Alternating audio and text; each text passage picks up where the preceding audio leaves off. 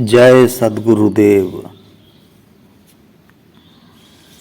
नित्य अनादि सद्गुरु कौन है, उनका क्या कार्य है।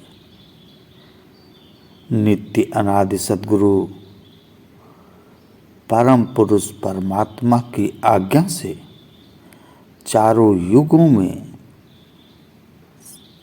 प्रकट होते हैं। नित्य अनादि सद्गुरु परमात्मा के संदेशी दूत हैं और अपने इच्छानुकूल शरीर का निर्माण करते हैं।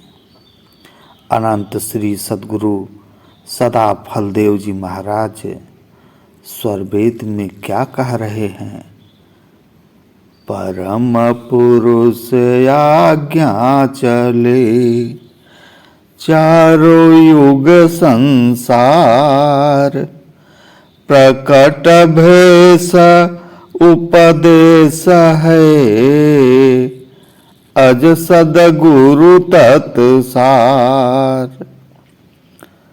दूत संदेशी पुरुष का सद्गुरु देव हमार, इच्छा तन निर्मित भया सहज स्वरूप संवार। नित्य अनादि सद्गुरु की महिमा देखो। प्रलय सृष्टि एवं मुक्ति में सदैव एक समान रहते हैं। वे कर्म बंधन में नहीं पड़ते।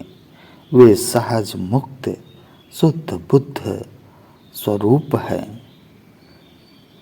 एक गुरु तीन लोक में प्रकट गुप्त संसार, कहीं आकाशवाणी बने कहीं आत्म उर्धार। माया लोक छुड़ाय कर चेतन लोक निवास, सद्गुरुता को जानिए भक्ति मुक्ति तेहि पास। गुरुदेव अपने ज्ञान से समस्त मोह का नाश कर माया को छुड़ाकर चेतन ज्ञान को देते हैं एवं त्रिविध तापों का नाश करके सुख शांति प्रदान कर जीवों को अपना बना लेते हैं। अनंत श्री सद्गुरु सदा फलदेव जी महाराज स्वरवेद में क्या कह रहे हैं। मोह नाश कर ज्ञान से जड़ तज चेतन दे, ताप छीड़ सुख शांति है जीव यापन कर ले। नित्य अनादि सद्गुरु जीव को चेतन ज्ञान देकर उनके त्रय तापों को नाश कर देते हैं।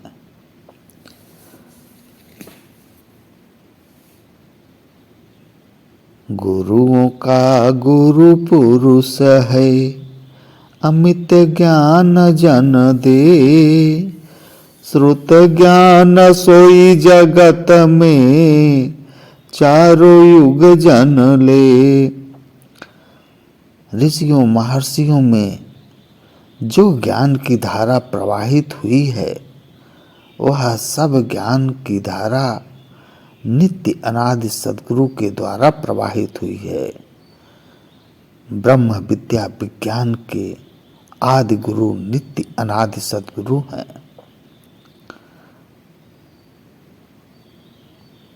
भेद बोध तत्व ज्ञान है ब्रह्मनिष्ठ गुरुमान, आप्त सत्य सिद्धांत है अन्य गुरु नहीं जान। श्रुत ज्ञान प्रवाही ब्रह्मनिष्ठ सद्गुरु होता है, जो अभ्यंतर भेद साधन रहस्य का पूर्ण ज्ञाता अनुभवी होता है। वही आप्त पुरुष के वचन सप्त प्रमाण हैं एवं वही ईश्वरी धार प्रवाही सद्गुरु है, दूसरा गुरु नहीं। अनंत श्री सद्गुरु सदा फलदेव जी यहाँ पर सद्गुरु की महिमा का बता रहे हैं कि सद्गुरु कौन हो सकता है। सद्गुरु वही है जिसके अंदर अनंत ईश्वरी धार प्रवाहित हो और नित्य अनादि सद्गुरु की ज्ञान धारा प्रवाहित हो। उसी को ही जीव को भक्ति मुक्ति देने का अधिकार होता है, अन्यथा नहीं। नित्य अनादि सद्गुरु भी परम पुरुष की आज्ञा से ही इस संसार में आते हैं और जीवों को भक्ति मुक्ति प्रदान करते हैं। सद्गुरु की वाणी ज्ञान आनंद से भरी हुई वाणी इतनी प्रभावशाली होती है कि जीवों के आत्माओं में शीघ्रता से उतरकर उन्हें बोध एवं शांति को प्रदान करती है। हीरा मणि माणिक सकल मूल्य सबन का होय, सद्गुरु वचन अमूल्य है, परम पुरुष पुरुष मिल सोय। सद्गुरु का वचन इतना अमूल्य है कि उसे धारण कर लेने पर परमात्मा की प्राप्ति हो जाती है। परमात्मा स्वयं को जीव को प्राप्त नहीं कराता है, परमात्मा जीव को उपलब्ध होता है सद्गुरु के द्वारा। अनंत श्री महर्षि सच्चिदानंद स्वरूप सद्गुरु सदा फलदेव जी महाराज स्वरवेद में क्या कह रहे हैं? परमेश्वर जीव साथ है, अमित काल गय बीत, जीव त्रेता पछोटा नहीं, बिन सद्गुरु महाप्रीत। सारे जीवों के अंदर परमात्मा बैठा हुआ है और अनंत काल बीत गया,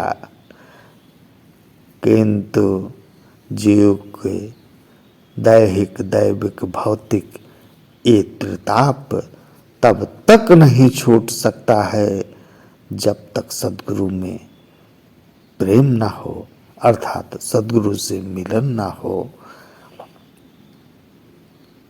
प्रेम भक्ति सद्गुरु करो, सद्गुरु अलख लखाए, प्रथम मिलन गुरु फिर प्रभु, जन्म मरण दुख जाए। अतः सद्गुरु की भक्ति करना आवश्यक हो जाता है, क्योंकि सद्गुरु ही परमानंद को उपलब्ध कराता है, जीव को भक्ति मुक्ति प्रदान करता है। सर्वप्रथम सद्गुरु की प्राप्ति होती है, इसके बाद परमात्मा की प्राप्ति होती है। सद्गुरु का इस संसार पर बहुत बड़ा उपकार होता है। वह जीव को अपनी वाणी के द्वारा ज्ञान देकर वह चेतन ज्ञान देता है। चेतन ज्ञान चेतन आत्मा में उतार कर उसे परमात्मा की प्राप्ति करा देता है। सद्गुरु ऋणी जगत है, ऋण कभी नहीं होय, तीन लोक की संपदा एक वचन नहीं होय। गुरु की आज्ञा का पालन यथार्थ पूर्वक होना चाहिए। सद्गुरु की सेवा मन वचन काया से करना चाहिए और सद्गुरु इसी से प्रसन्न भी होता है। अनंत श्री सद्गुरु सदा फलदेव जी महाराज कहते हैं,